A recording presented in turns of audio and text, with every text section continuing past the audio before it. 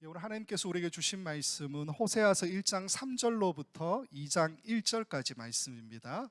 호세아서 1장 3절로부터 2장 1절까지 말씀. 목사님이 안 계시니까 제 마음대로 좀 할게요. 교독하겠습니다. 물론 저는 계속 읽겠지만 제가 한 절 읽고 여러분 한 절 읽고 이렇게 교독해서 같이 한번 읽도록 하겠습니다.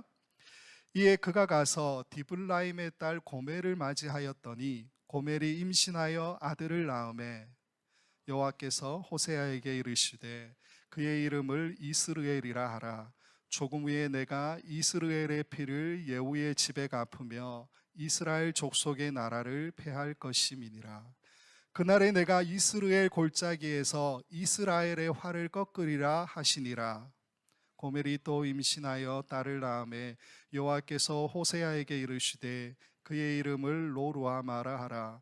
내가 다시는 이스라엘 족속을 긍휼히 여겨서 용서하지 않을 것임이니라. 그러나 내가 유다 족속을 긍휼히 여겨 그들의 하나님 여호와로 구원하겠고 활과 칼이나 전쟁이나 말과 마병으로 구원하지 아니하리라 하시니라. 고멜이 로루하마를 젖된 후에 또 임신하여 아들을 낳음에 여호와께서 이르시되 그의 이름을 로암미라 하라. 너희는 내 백성이 아니요 나는 너희 하나님이 되지 아니할 것임이니라. 그러나 이스라엘 자손의 수가 바닷가의 모래같이 되어서 헤아릴 수도 없고 셀 수도 없을 것이며 전에 그들에게 이르기를 너희는 내 백성이 아니라 한 그곳에서 그들에게 이르기를 너희는 살아계신 하나님의 아들들이라 할 것이라.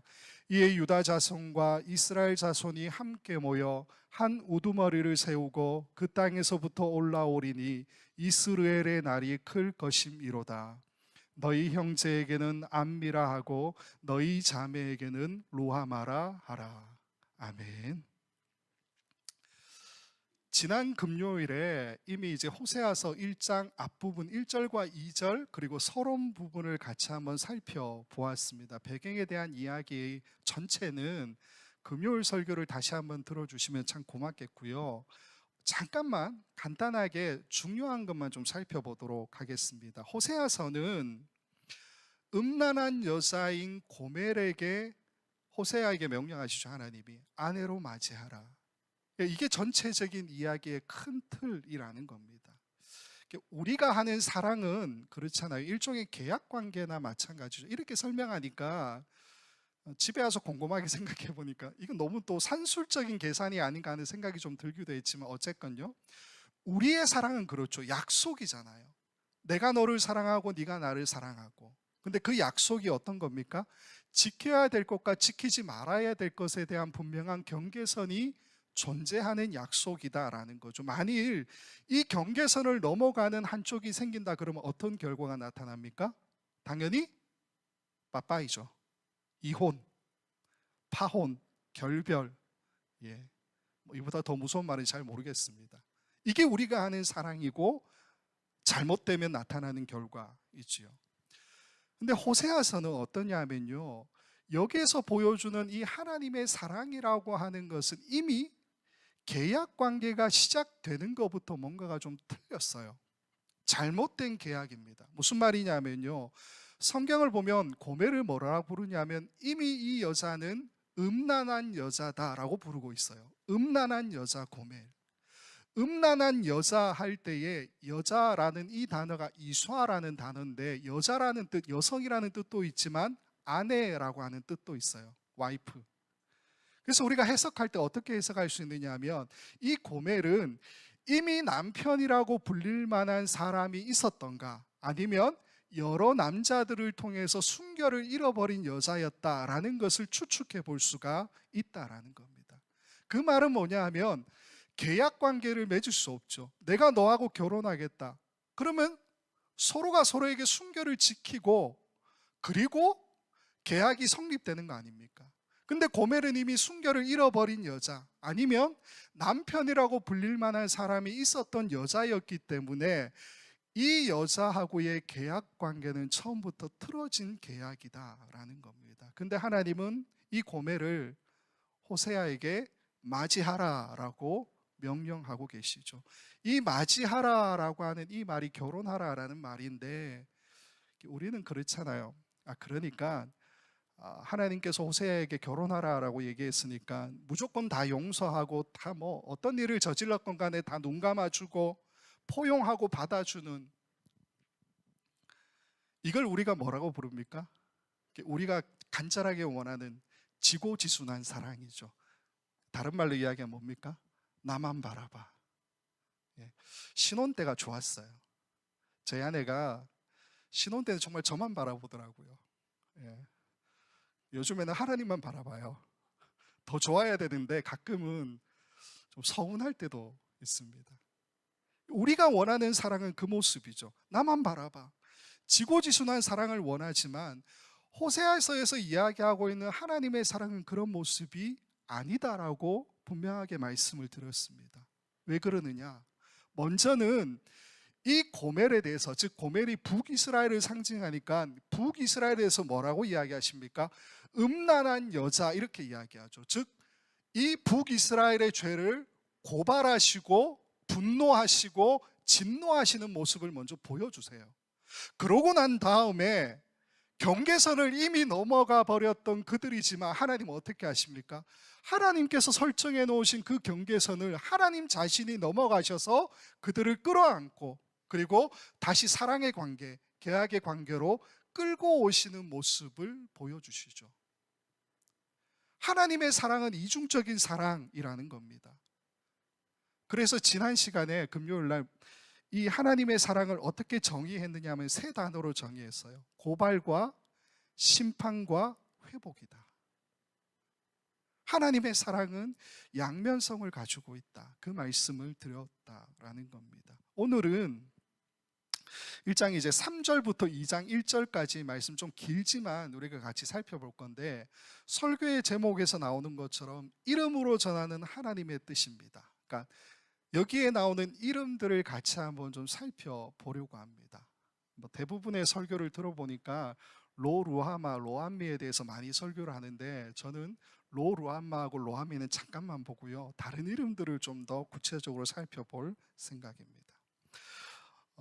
이 이름을 살펴보는 게 왜 중요하냐면요, 이 이름들의 하나님의 마음, 하나님께서 고발하시고 심판하시고 회복해 하시는 그 마음이 이름들에 분명하게 포함되어져 있기 때문입니다. 이것들을 살펴보면서 우리가 당신의 이름을 축복합니다라고 서로를 격려하고 축복했던 것처럼 우리의 이름을 부르시는 하나님을 다시 한번 발견하는 귀한 시간이 되었으면 좋겠습니다. 자, 첫 번째는 호세아서 1장 3절입니다. 같이 한번 읽어볼게요. 시작. 이에 그가 가서 디블라임의 딸 고멜을 맞이하였더니 고멜이 임신하여 아들을 낳으매. 자, 여기서 일단 우리가 좀 주목해 볼 것은 뭐냐면, 고멜이라고 하는 이 여자를 그러니까 수식하고 있는 말이 뭐냐면 디블라임의 딸이라는 말이죠. 디블라임의 딸. 디블라임이라고 하는 이 말은 데베라라고 하는 말과 쉐나임이라고 하는 이 두 단어가 합쳐진 말입니다. 디블라임이. 데베라라고 하는 이 단어는 어떤 의미를 가지고 있느냐 하면요, 누른 무화과 떡이에요. 압축한 무화과 떡, 무화과 과자, 이런 뜻을 가지고 있어요. 쉐나임은 둘, 두 개, 이런 뜻입니다. 그래서 디블라임이라고 하면 어떤 뜻이 되냐면 두 개의 누른 무화과 떡, 이런 뜻을 가지고 있는 단어라는 겁니다. 근데 재밌는 거는요, 제가 자료들을 쭉 찾아보다가 어떤 신학자들이 이 디블라임의 딸 고멜이라고 하는 말을 어떻게 해석하느냐 하면요, 무화과 떡 두 덩이로도 관계 맺을 수 있는 값싼 여자, 이렇게 번역하고 있어요. 무화과 떡 두 덩이로도 관계 맺을 수 있는 값싼 여자. 꽤 그럴듯하고 의미 있는 해석이죠. 왜 그러냐 하면 고멜이 북이스라엘을 상징하고 있기 때문에 우리가 북이스라엘이 지금 어떤 상태인지를 보면 왜 이렇게 하나님께서 디블라임의 딸 고멜이라고 부르시는지를 알 수가 있습니다. 지난 시간에 잠깐 봤었지만 열왕기하 14장 25절 말씀을 보면 이렇게 되어 있어요. 이스라엘의 하나님 여호와께서 그의 종 가드 헤벨 아미떼의 아들 선지자 요나를 통하여 하신 말씀과 같이 여로보암이 이스라엘 영토를 회복하되 하맛 어귀에서부터 아라바 바다까지 하였으니. 자, 여기에 보면 여로보암이 누구냐면 지금 우리가 보고 있는 호세아서의 배경이 여로보암 2세예요. 이 여로보암 2세가 이스라엘 영토를 회복했대요. 어떻게? 하맛 어귀에서부터 아라바 바다까지. 이게 무슨 말이냐면요, 여로보암 2세 때에 원래는 통일왕국이잖아요. 마지막 왕이 솔로몬이죠. 솔로몬 때의 영토가 가장 많이 확장되어 있었는데 이 여로보암 2세 때에 솔로몬이 가지고 있었던 그 영토 가운데 북이스라엘에 해당되는 영토만큼 여로보암 2세가 회복했다라는 이야기를 해주고 있습니다. 영토가 회복되고 그만큼 나라가 강성해지고 사람들이 부유하게 살아갈 수 있었다라는 의미죠. 근데 아이러니한 것은 이때가 북이스라엘이 가장 타락하게 된 시기이기도 하다라는 겁니다. 왜 그러냐면 이때로부터 한 30여 년 정도 후가 되면은 북이스라엘이 어떻게 됩니까? 아수르에 의해서 멸망당하게 되어 있다라는 겁니다. 디블라임의 딸이라고 하는 이 말은 정확하게 이 시기를 표현해 주고 있는 말이다라는 겁니다. 이때가 곧 북이스라엘이 어떤 상태라는 겁니까? 떡 두 덩이로도 관계 맺을 수 있는 여자. 딱 그 모습과 같다라는 거죠. 자신을 값비싼 것들로 치장했겠지만 하나님 보시기에는 디블라임의 딸과 같다고요. 떡 두 덩이로도 관계 맺을 수 있는 값싼 여자 같은 그런 모습이다라는 것을 이야기해 주고 있다라는 겁니다. 고멜이라고 하는 이름도 이 이야기를 조금 더 확증시켜 줍니다. 고멜, 그러니까 우리는 고멜이라고 하죠. 원래는 고메르가 맞아요. 고메르. 근데 이 고멜은 가마르라고 하는 단어에서 파생이 됩니다. 가마르의 뜻이 뭐냐면 완성 혹은 실패로 끝나다, 이런 이야기예요. 끝났기 때문에 그치다, 수행하다, 실패하다, 완성하다, 이런 뜻도 가지고 있어요. 그래서 여기에서 파생된 고메르라고 하는 것은 어떤 뜻을 가지냐면 완성, 마지막, 이런 뜻을 가지고 있는 단어라는 겁니다. 디블라임의 딸 고멜이라고 하면 전체적으로 그러면 어떤 의미가 됩니까? 아까 우리가 디블라임을 살펴본 것처럼 떡 두 덩이로도 관계 맺을 수 있는 값싼 여자인데 이 여자를 뭐라고 부릅니까? 고멜, 완전히 값싼 여자, 그렇게 불러요. 확증시켜주고 있다라는 거죠. 이게 북이스라엘의 정체성이다라는 것을 디블라임의 딸 고멜이라는 이 이름으로 우리에게 말해주고 계신다라는 겁니다.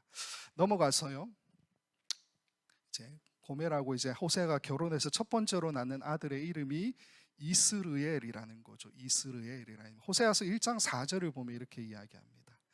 여호와께서 호세아에게 이르시되 그의 이름을 이스르엘이라 하라, 이렇게 이야기하시죠.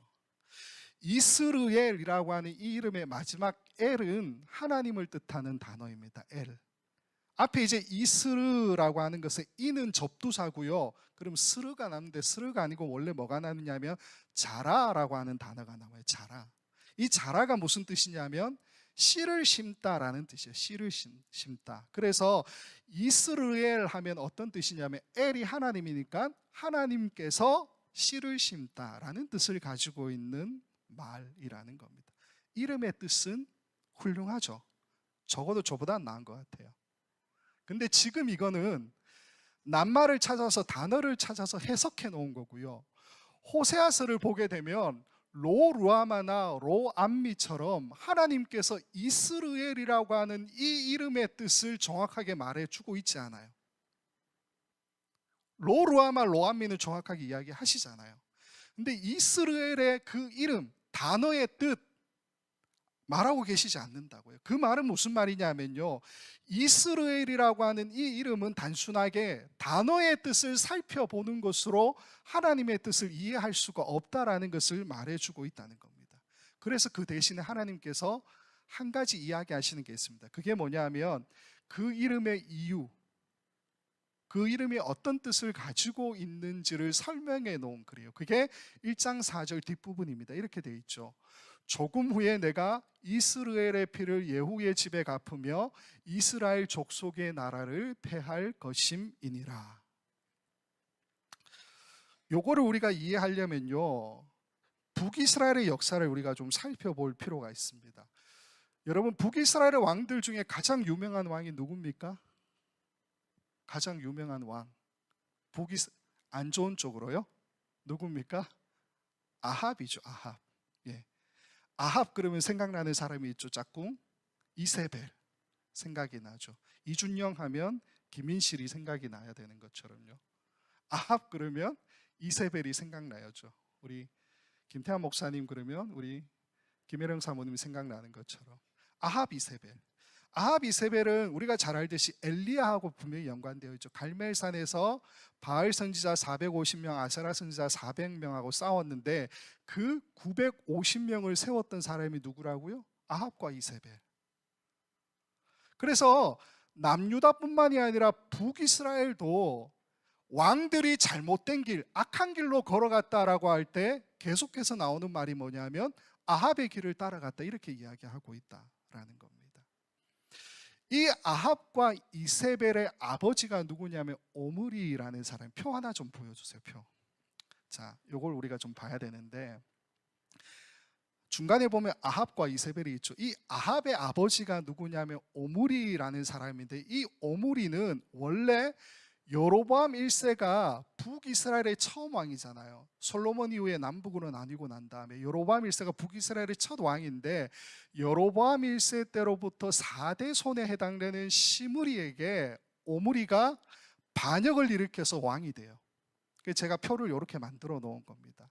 그 오므리의 아들이 아합이고요. 아합의 손주가 요람 혹은 여호람이라고 하는 왕인데 이때에는 예후라고 하는 사람이 반란을 일으켜서 또 왕이 됩니다. 그리고 예후의 증손주가 오늘 우리가 보는 여로보암 2세예요. 즉 호세아서의 배경이 되는 여로보암 2세. 왜 제가 이걸 보여드리려 하면요, 중요한 것은 여기에 빨간색으로 쳐져 있는 아합과 예후라고 하는 사람을 살펴보는 게 중요합니다. 이 사람들을 살펴봐야 이스라엘의 피를 예후의 집에 갚겠다라고 한 1장 4절의 말씀을 우리가 이해할 수 있기 때문입니다. 먼저는 예후에 대해서 좀 살펴보도록 할게요. 예후가 요람, 즉 여호람이라고 하는 이 왕을 죽이고서 왕이 되었는데 그 장면에 관한 이야기가 어디 나오냐면 열왕기하 9장에 나옵니다. 열왕기하 9장 25절 말씀을 보면 이렇게 되어 있습니다. 같이 한번 읽어볼게요. 시작. 예후가 그의 장관 빅갈에게 이르되 그 시체를 가져다가 이스라엘 사람 나봇의 밭에 던지라. 내가 기억하려니와 이전에 너와 내가 함께 타고 그의 아버지 아합을 쫓았을 때에 여호와께서 이같이 그의 일을 예언하셨느니라. 아멘. 예. 이 열왕기하 9장을 보게 되면요, 예후가 자신의 장관이었던 빅갈에게 여호람을 죽여라 이렇게 이야기해요. 그리고 그 시체를 어떻게 하라고요? 이스라엘 사람 나봇의 밭에 던지라 이렇게 이야기합니다. 그럼 여기서 우리가 두 가지를 알 수 있어요. 첫 번째는 뭐냐면 이스라엘이라고 하는 이 말은 뭡니까? 나봇의 고향 지명이죠. 나봇의 고향 지명. 이스라엘 사람 나봇이라 그랬으니까 이스라엘은 나봇의 고향 지명, 땅에 대한 이름이라는 겁니다. 그게 첫 번째고, 두 번째는 요람의 시체를 나봇의 밭에 던지라라고 했는 이 사건이 우리가 살펴보는 호세아서 1장 4절에 나오는 이스라엘의 피를 예후의 집에 갚으며라고 하는 말씀과 서로 분명하게 연관이 되어져 있다라는 겁니다. 여기까지만 보고요, 넘어가서 나봇에 대해서 좀 살펴볼게요. 나봇을 보면 우리가 이제 아합을 알게 됩니다. 나봇에 관한 이야기는 열왕기상 21장에 나옵니다. 열왕기상 21장 1절과 2절 말씀 같이 한번 읽을게요. 시작. 그 후에 이 일이 있으니라. 이스라엘 사람 나봇에게 이스라엘의 포도원이 있어 사마리아의 왕 아합의 왕궁에서 가깝더니 아합이 나봇에게 말하여 이르되 내 포도원이 내 왕궁 곁에 가까이 있으니 내게 주어 채소밭을 삼게 하라. 내가 그 대신에 그보다 더 아름다운 포도원을 내게 줄 것이요 만일 내가 좋게 여기면 그 값을 돈으로 내게 주리라. 아합이 나봇의 포도원이 왕궁 근처에 있는데 너무 보기가 좋았나 봐요. 그러니까 포도원을 밀어버리고 여기에다 야채를 심으면 매일매일 채식을 할 수 있겠다, 그렇게 생각했나 보죠. 어쨌건 근데 나봇이 no 해요. 싫어.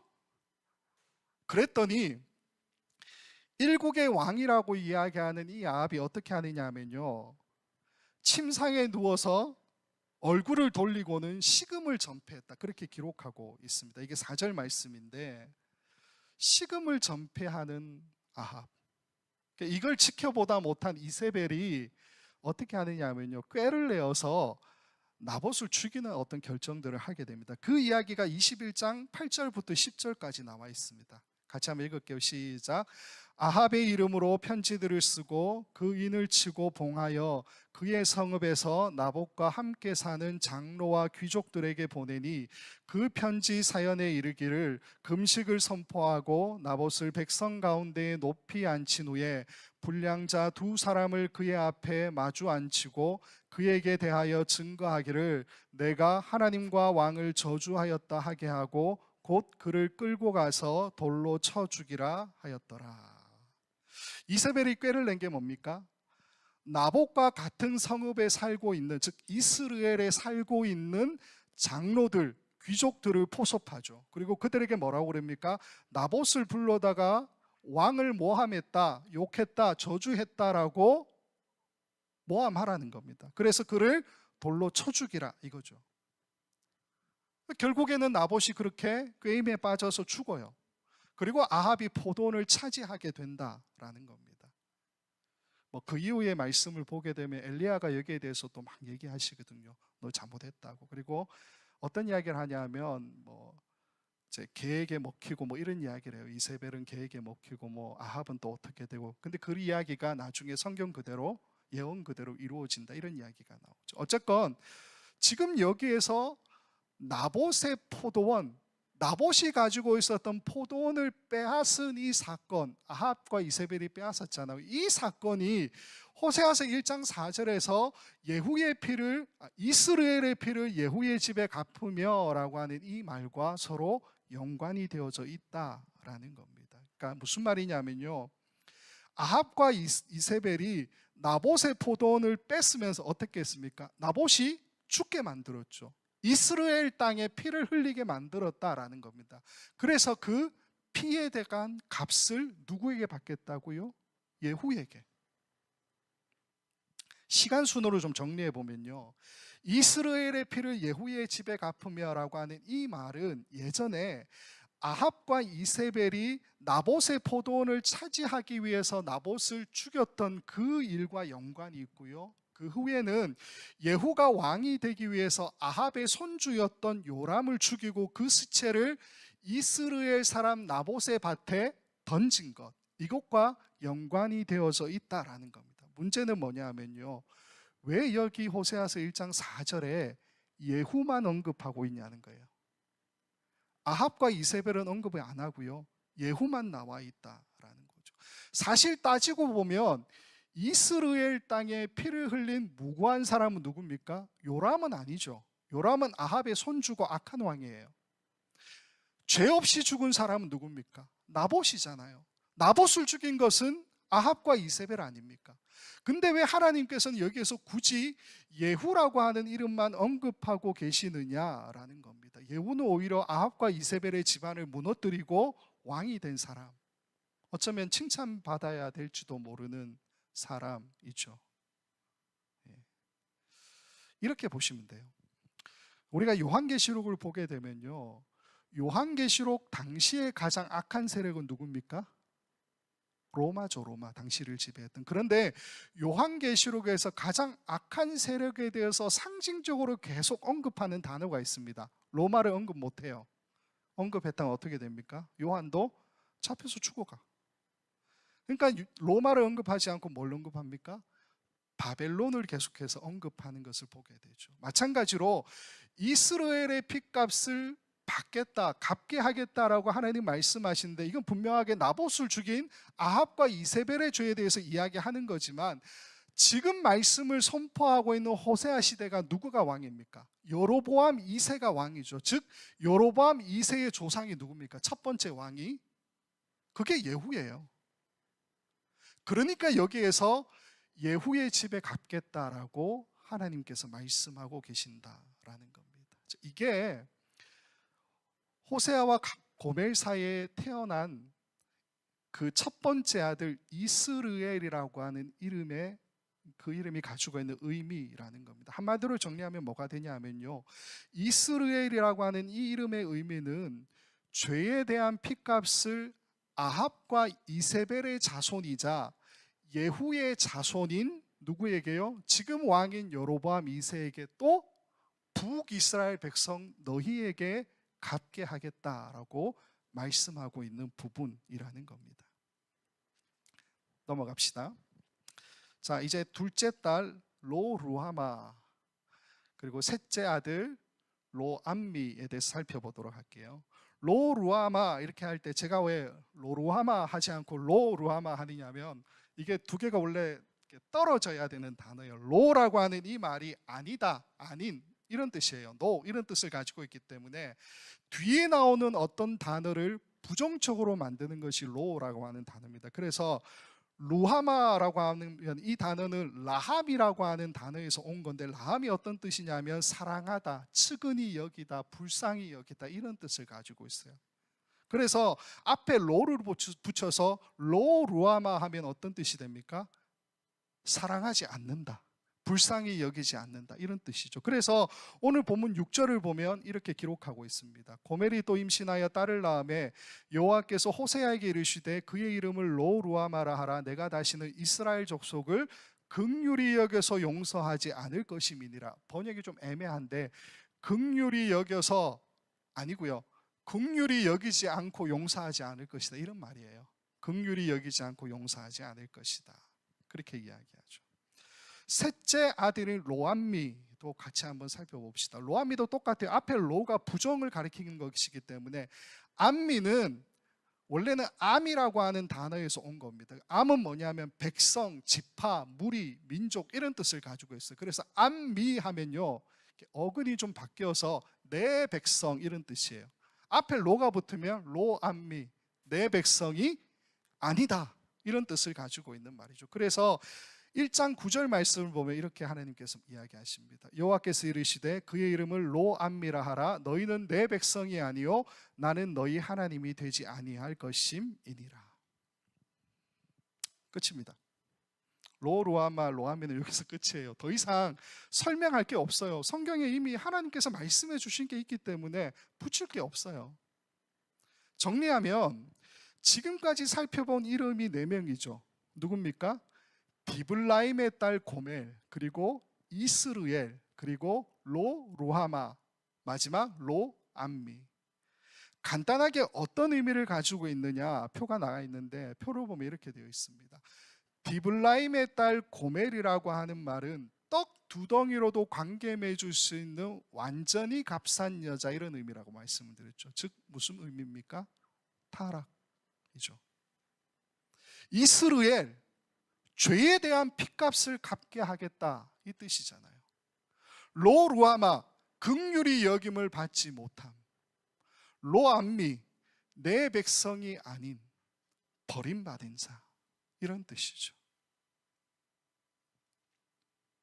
타락과 죄에 대한 핏값과 긍휼히 여김을 받지 못함과 내 백성이 아닌 버림받은 자.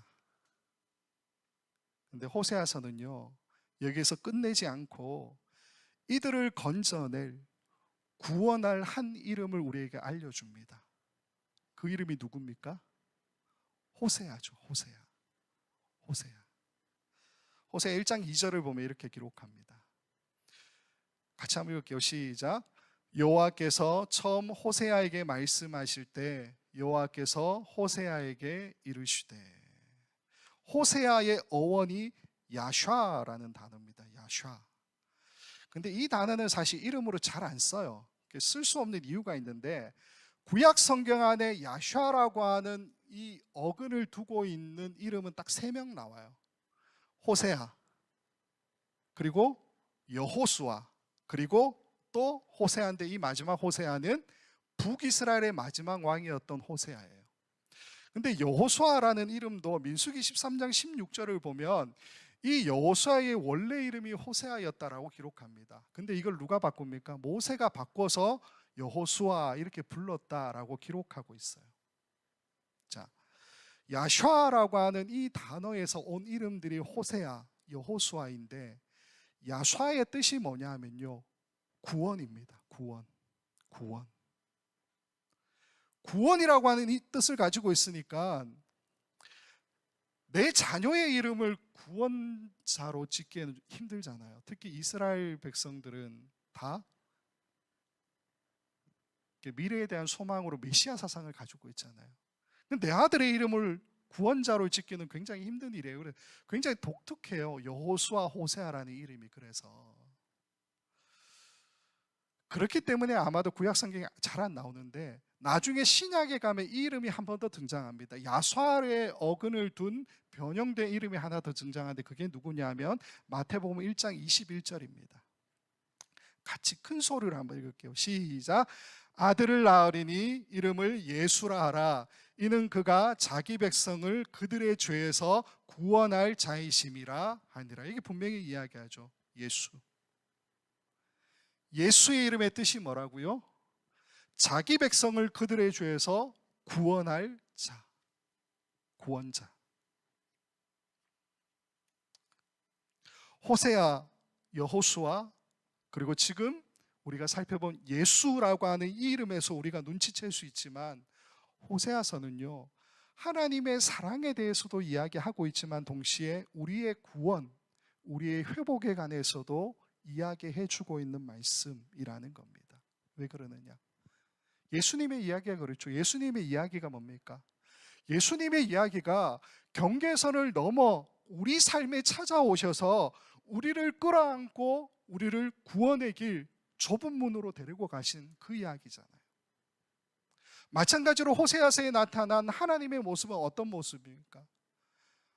경계선을 넘어가셔서 그들을 끌어안으시고 다시 결혼의 관계, 구원의 관계, 회복의 관계로 끌고 오시는 그 모습을 우리에게 보여주는 거죠. 그래서 호세아서는 사랑의 이야기이지만 구원과 회복에 관한 이야기이기도 하다라는 겁니다. 이게 호세아라고 하는 이름에 담겨져 있는 뜻이라는 거예요. 근데 호세아라고 하는 이 이름에서만 구원과 회복의 이야기가 끝이 나지 않습니다. 어디까지 이어지느냐? 디블라임의 딸 고멜이라고 하는 이 이름 바로 전에도요, 하나님께서 구원과 회복에 대한 메시지를 주시고요, 그리고 이스라엘이라고 하는 그 이름에도 그 다음 내용을 보면 하나님께서 미래에 대한 구원과 회복을 주시겠다는 약속을 해주고 계시는 것을 보게 됩니다. 로루아마 로암미는 아예 그들의 이름을 바꾸셔서 하나님이 구원과 회복을 선포하고 계시는 것을 우리가 보게 되죠. 하나하나 좀 볼게요. 디블라임의 딸 고멜에게 제시하는 회복은 뭐냐? 호세아서 1장 2절입니다. 여호와께서 처음 호세아에게 말씀하실 때 여호와께서 호세아에게 이르시되 너는 가서 음란한 여자를 맞이하여. 음란한 여자를 맞이하여. 여기에서 맞이하여라고 쓰인 이 단어가 라카흐라는 단어인데 말 그대로 취하다, 얻다, 가지고 오다여서 결혼하다, 아내로 맞이하다 이런 뜻도 가지고 있습니다.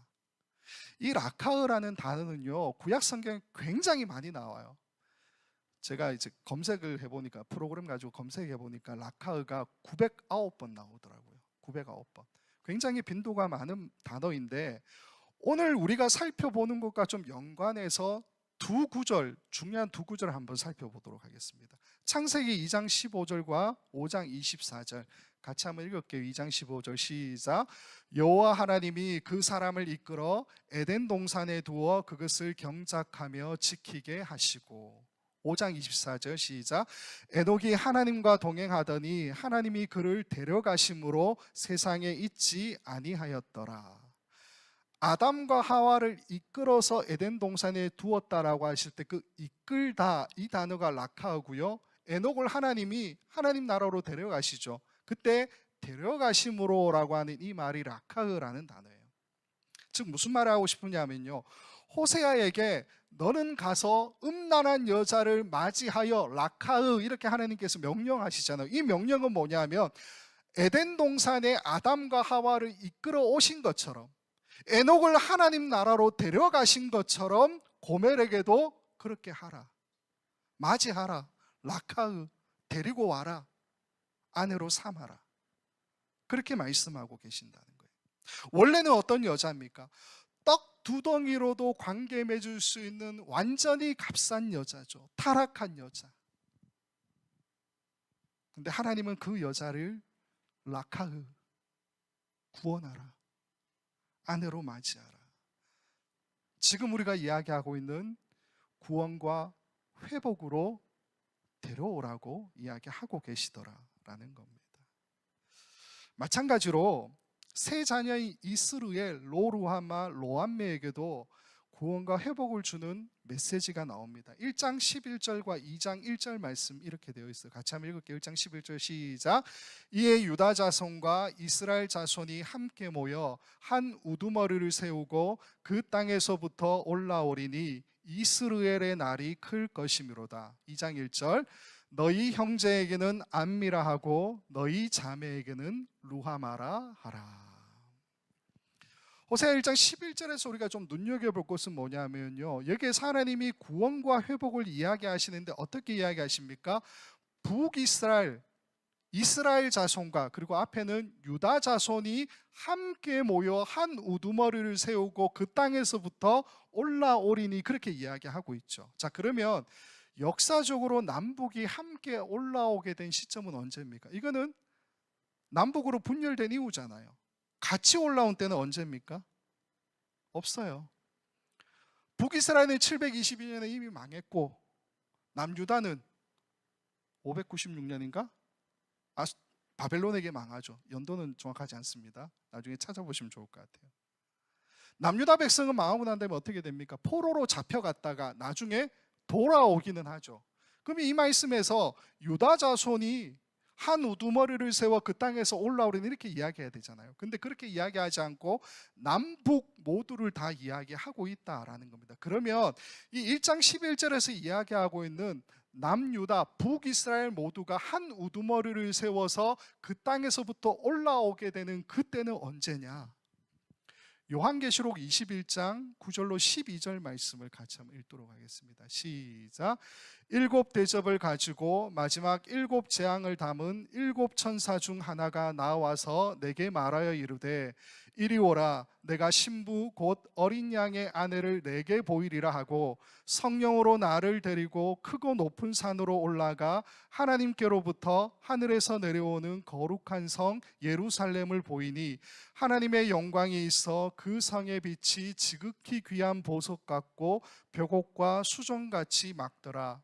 크고 높은 성곽이 있고 12문이 있는데 문에 12천사가 있고 그 문들 위에 이름을 썼으니 이스라엘 자손 12지파의 이름들이라. 여기에서 이야기하고 있는 거죠.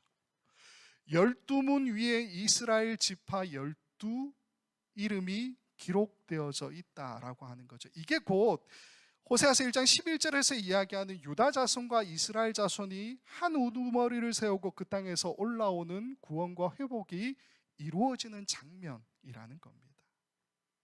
이 구원과 회복의 때에 이스라엘의 날이 클 것임이라 그렇게 이야기해요. 1장 11절을 보면.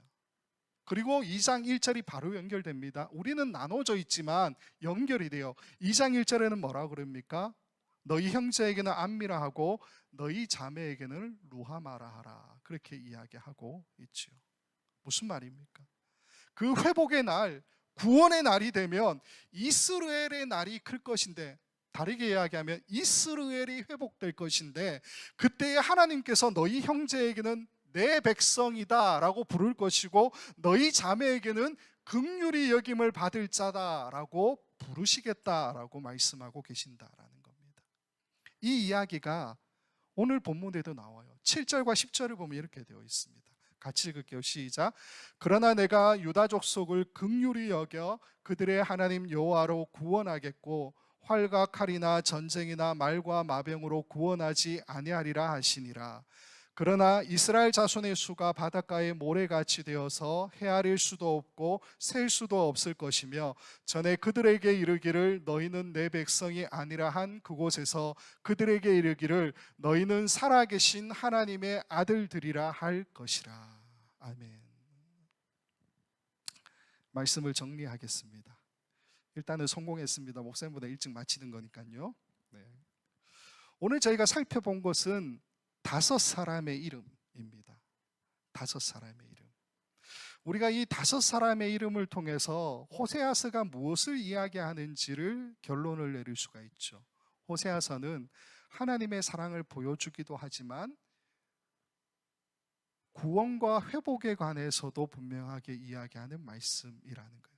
하나님의 사랑을 이야기하는 이 부분에는요, 하나님이 고발하시고 분노하시고 진노하시는 모습도 있고요, 또 하나는 뭡니까? 경계선을 넘어가셔서 그들을 끌어안고 끌고 오시는 모습도 있다는 거예요.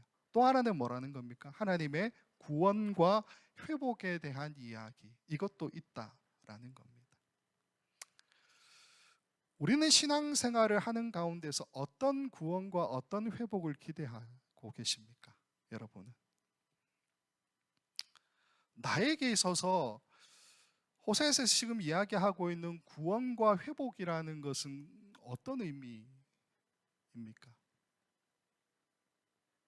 내가 건강해지고 잘 살고 근심 걱정이 없고 죽음을 두려워하지 않는 어떤 믿음 이런 걸 가지게 되고 하나님 나라에 내가 들어가고 조금 더 가면 우리 공동체가 조금 더 건강해지고 하나님의 뜻을 이루어가고. 여기서 말씀드리고 싶은 것은 뭐냐면요, 하나님께서 우리에게 말씀하시는 구원과 회복이라고 하는 이 메시지는 몽상이 아닙니다. 꿈과 같은 것이 아니에요. 지금 성취될 수 없는 미래적인 회복, 미래적인 구원만을 이야기하는 겁니까? 그것도 아니다라는 겁니다.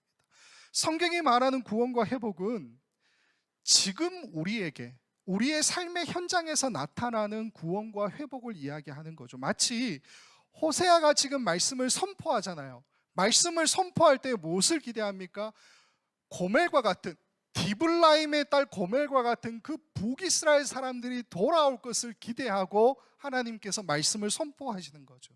마찬가지로 하나님께서 우리에게 원하시는 회복과 구원이라고 하는 것은 지금 내 삶의 현장 가운데서 내가 느껴야 하는 거고요, 지금 오늘 우리의 삶에서 하나님이 어떻게 우리의 경계선을 넘어 들어오셔서 우리를 안으시고 우리를 그 결혼의 관계, 회복의 관계로 끌고 가시는지를 경험하는 삶이 되어야 하는 거예요. 그게 아니면 우리 신앙은 추상적인 거죠. 아이들과 가끔은 저희가 일주일에 그래도 한 3-4번은 늘 예배를 드려요. 아이들하고 예배를 드리는데, 예배를 드리다가 한 번쯤은 이렇게 제가 얼마 전에 그랬었는데, 하나님이 우리를 선택하셨다라고 하는 그 메시지가 너무 감동이 돼서 애들 앞에 펑펑 울었어요. 제가 부끄럽지만. 제가 오니까 어떻게 됩니까? 아이들이 에이 아빠 온다 이렇게 조롱하지 않을 거 아니에요. 제가 오니까 제가 옛날 이야기도 하고 하나님 어떻게 나를 구원하셨는지 이런 이야기를 쭉 하니까 우리 에스더가 막 울기 시작하더니 예주는 영문도 모르고 따라 울고 데니는 막 끝까지 막 버티다가 마지막에 어쩔 수 없이 눈물을 좀 닦고 이러더라고요. 우리에게 구원이 과연 어떤 겁니까? 제가 회상하는 과거에 있었던 구원이에요? 아니요. 그것도 필요하죠. 그러나 우리의 삶의 현장 가운데서 하나님이 어떻게 구원하시고 어떻게 회복하시는지를 우리는 경험하고 살아야 되는 존재라는 겁니다. 그러지 못하니까 우리가 날마다 넘어지잖아요. 넘어지는 게 잘못됐느냐? 아니요. 넘어지죠. 넘어지지만 넘어지는 우리를 디블라임의 딸 고멜을 떡 2덩이로도 관계 맺을 수 있는 완전한 값싼 여자, 그런 우리를 하나님 어떻게 하십니까? 당신의 경계선을 넘어가셔서 끌어안으시고 다시 끌고 오시죠. 결혼의 관계, 구원의 관계, 회복의 관계로. 이게 우리에게 현재성이 있어야 된다는 거예요. 지금 나의 삶 가운데. 오늘 호세아가 우리에게 이야기하는 하나님의 사랑, 구원과 회복이라는 것은 날마다 우리의 삶 속에서 하루하루 우리의 피부로 경험하듯이 느껴지는 하나님의 구원과 회복이 되어야 한다라는 겁니다. 그렇게 우리의 삶에 예수 그리스도라는 이름이 찾아오고, 그리고 우리의 이름이 루하마, 암미로 바뀌게 되는 것, 그게 실질적으로 우리가 경험하게 되는 하나님의 구원과 회복이라는 겁니다. 이걸 날마다 경험하며 살아갈 수 있는 우리 원커뮤니티 교회 모든 성도님들, 또 온라인으로 또 예배에 함께 참여하는 모든 분들 될 수 있기를 우리 주님의 이름으로 간절히 축원을 드립니다. 기도하겠습니다. 고마우신 아버지 하나님, 호세아서를 통해서 다시 한번 하나님의 우리를 향한 사랑하심, 우리를 향한 구원과 회복의 계획들을 살펴보게 됩니다. 아버지 하나님, 아무것도 아니고 내세울 것도 없고 구원받을 만한 자격 아무것도 갖추고 있지 않은 우리들이지만, 그런 우리를 향해서 하나님이 어떤 계획을 하고 계시는지를 말씀을 통해 깨달으며 다시 한번 주님 발 앞에 엎드립니다. 아버지 하나님, 우리 모두를 붙들어 주시고 간절히 바라기는 지금 매 순간마다 우리가 살아가는 모든 삶의 순간순간들마다 하나님의 구원과 회복을 경험하는 우리 모든 성도들 될 수 있도록 주께서 인도하여 주시옵소서. 그래서 매일매일 호세아라는 이름이, 예수 그리스도라는 이름이 우리에게 찾아오게 하여 주시고, 우리의 이름이 로하마로, 암미로 바뀌는 경험들이 나타날 수 있도록 주께서 허락하여 주시옵소서. 감사하고 예수 그리스도의 이름으로 기도하옵나이다. 아멘.